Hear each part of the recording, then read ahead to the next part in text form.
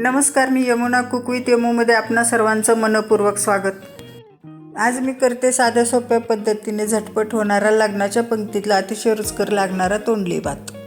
चला तर मग कसा करायचा बघू। इथं मी तोंडली भातासाठी 1 कप सोना मसुरी तांदूळ घेतलाय। या तांदळाचा भात मोकळा सुटसुटीत होतो।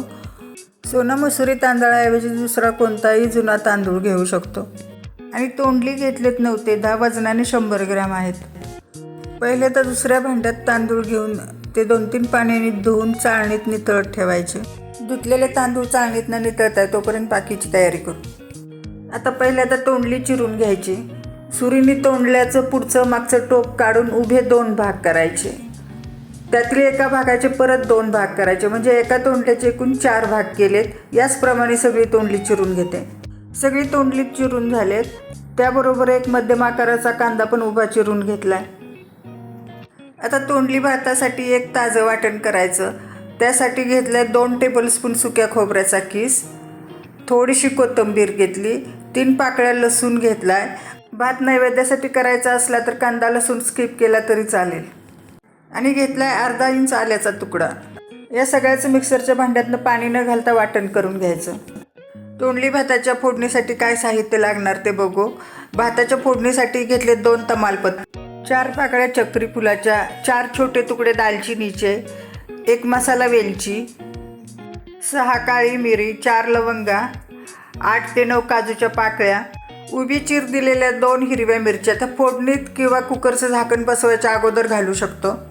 8 ते 9 ताजी कढीपत्त्याची पानं आणि शेवटी मसाले भाताचा महत्त्वाचा घटक 1 टीस्पून गोडा मसाला। हा मसाला स्किप करू नका। भात कुकरमध्ये करणार आहे। मीडियम गॅसवर कुकर तापायला ठेवला आहे। त्यामध्ये 2 टेबलस्पून तेल घातले। तेल तापले, त्यामध्ये पाव टीस्पून जिरं घातले।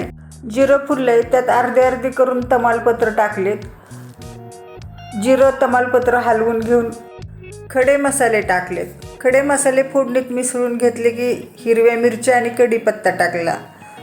कढीपत्ता आणि हिरव्या मिरच्या फोडणीत तडतडल्या। आता कांदा घालायचा। कांदा फोडणीत परतून त्याला मऊ करून घ्यायचा। कांदा मऊ झालाय। आता फोडणीत तोंडल्याचे काप टाकलेत। ते परतले की काजू पाकळ्या टाकून त्या परतून घ्यायच्या। काजू पाकळ्या आणि तोंडल्याचे काप 1 मिनिट फोडणीत परतून घेतलेत। आता त्यामध्ये ताजं केलेलं वाटण घालायचं।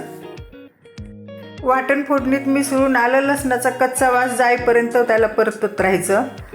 2 मिनिटं झाले, मिश्रण परतते। आलं लसणाचा कच्चा वास गेलाय। आता त्यामध्ये पाव टीस्पून हळद घालायची। हळद हलवून लगेचच त्यामध्ये 1 टीस्पून गोडा मसाला घालायचा। तोही मिसळून घ्यायचा फोडणीत। आणि लगेचच धुवून नितळलेले तांदूळ घालायचे आणि ते फोडणीत परतून घ्यायचे।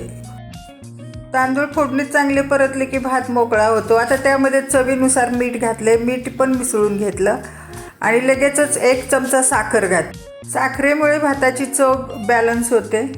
साखर मिसळून घेतली। 1 कप तांदळासाठी 2 कप पाणी दुसऱ्या गॅसवर गरम करायला ठेवलं होतं, ते घातलं। यामध्ये यावेळेला एका मध्यम आकाराच्या टोमॅटोच्या फोडी टाकू शकतो। आता तो माझ्याकडे नसल्यामुळं मी टाकला नाही। टोमॅटो जरूर टाका, त्यामुळे भात ओलसर होऊन चवीला छान लागतो। गरम पाणी घातल्यावर झाऱ्याने एकत्र हलवून घ्यायचं आणि कुकरचं झाकण बसवून मीडियम गॅसवर फक्त 2 शिट्ट्या करायच्या। ही झाली दुसरी शिट्टी। आता गॅस बंद करून कुकर थंड होऊ द्यायचा।